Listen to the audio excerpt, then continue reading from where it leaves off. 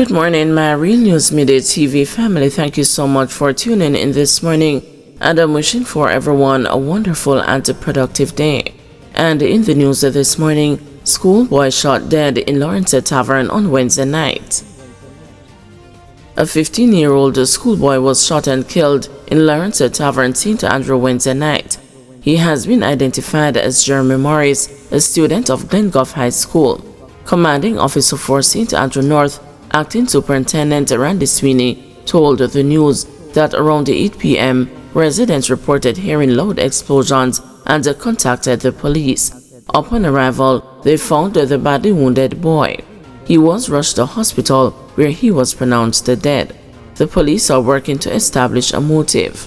Superintendent Sweeney is urging anyone with pertinent information to contact the Kingston Spring Police at 876-924-1421 or Crime Stop at 311. Another man sentenced to 15 years for raping teenager plus other charges. A man who raped a teenager at a gunpoint at her home in Hanover in 2021 will serve 15 years in prison. Shanna Van Brown of Old Penn in the parish was charged with 2 counts of rape, illegal possession of firearm, and making use of a firearm to commit a scheduled offense. Brown was found guilty following a trial in the Western Regional Gun Court in February this year. On April 9, he was sentenced to 15 years at hard labor on each count. The sentences are to run concurrently. The court heard that Brown broke into the home of the complainant in September 2021 and sexually assaulted her in the presence of her family. The matter was reported to the police, who launched an investigation. The investigation led the police to Brown, who was arrested and charged 3 months later. The police said the start of the trial in the Western Regional Gun Court was delayed on several occasions due to the witnesses being threatened by Brown and other people. The witnesses were placed on the Witness Protection Program. The matter then proceeded to trial and Brown's subsequent conviction. 25-year-old charged with murder. A 25-year-old man has been slapped with several charges, including murder, in relation to a February 9 shooting.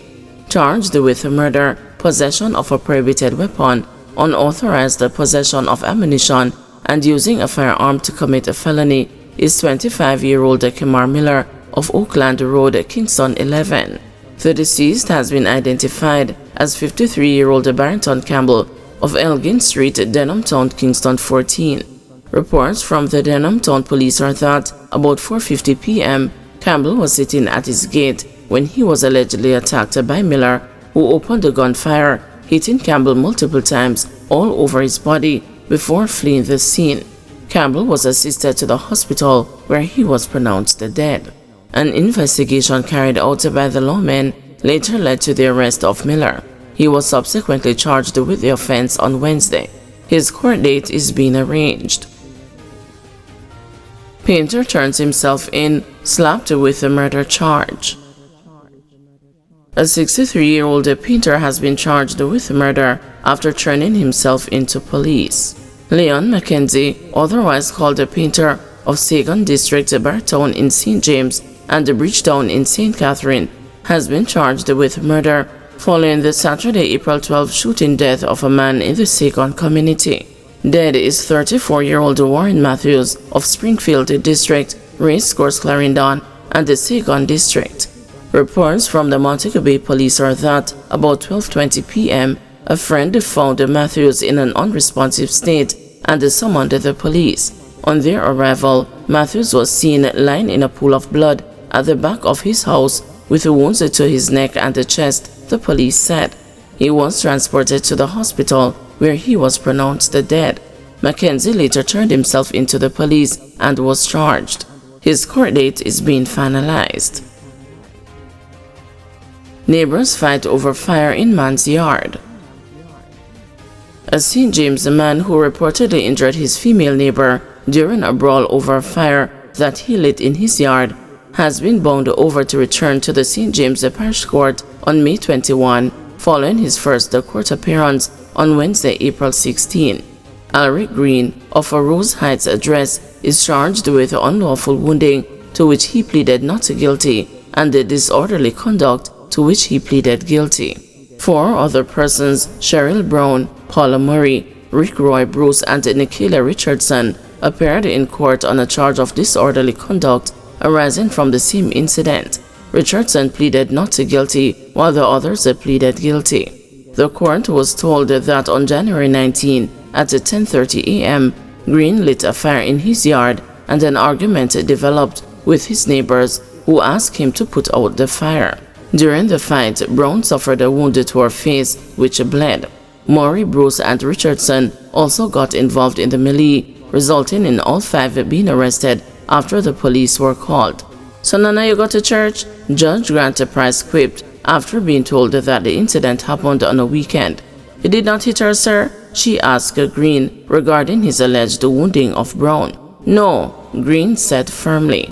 Grant Price subsequently ordered Green to surrender his fingerprints to the police and to return to court on May 21 regarding the wounding charge, as the medical certificate was not ready and Brown was not interested in mediation. Regarding the disorderly conduct charge, Green, Brown, Murray, and Bruce were all ordered to pay $5,000 or spend 5 days behind the bars. Richardson was bound over to return to court for her matter to be tried on July 31. Co-workers fight at a nightclub settled at mediation. 2 women who reportedly assaulted another woman at a St. James-based nightclub in March were freed on Wednesday after their case was settled through mediation. Ashika Thomas and Vanessa Ewers were before the St. James Parish Court on the charge of unlawful wounding. During Wednesday's proceedings, presiding Parish Judge Keisha Grant Price advised the complainant to try attending mediation with the 2 defendants and a trained counselor to settle their differences, otherwise the matter would have to be tried in the Supreme Court. The complainant agreed to attend the mediation, following which Grant Price made a no-order ruling to stop the case from being committed to the higher court. The case was then stood down while the parties attended mediation. When the matter was later recalled, it was disclosed that Thomas Ewers and the complainant had come to an agreement. Following that declaration, Grant Price made a no-evidence motion in the matter against Thomas and Ewers. According to the allegations in the case, on March 29, the 2 defendants got into a dispute with the complainant at a nightclub in Montego Bay, where they were all employed. The dispute escalated into a fight, during which Ewers reportedly hit the complainant in the face, while Thomas stabbed her twice in the neck and once in the arm with a pair of scissors.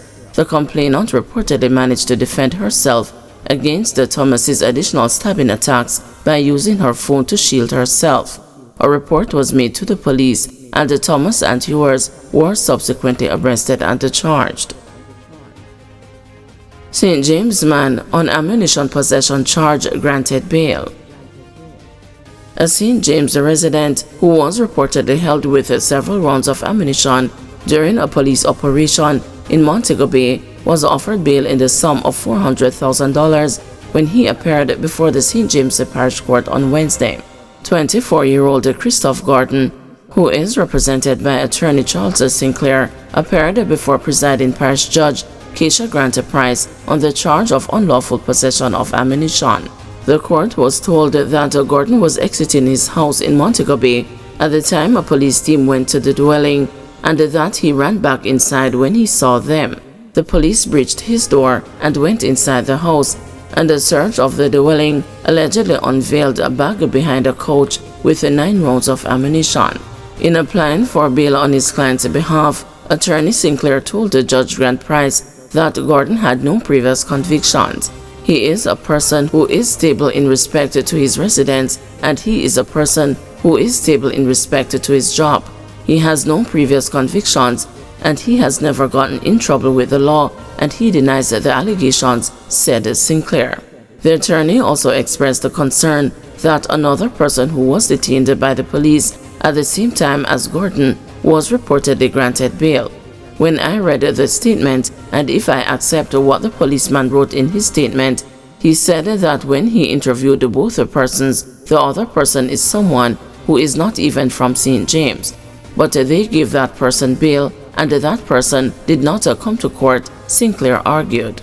Additionally, the court was told that the ballistic report was outstanding from the prosecution's case file. Grant Price subsequently offered bail to Gordon in the sum of $400,000 with 2 sureties and ordered him to report to the police 3 times a week. Gordon was also ordered to provide his fingerprints and surrender his passport to the police. The case was then set for further mention on May 29, at which time it is expected that the file will be completed.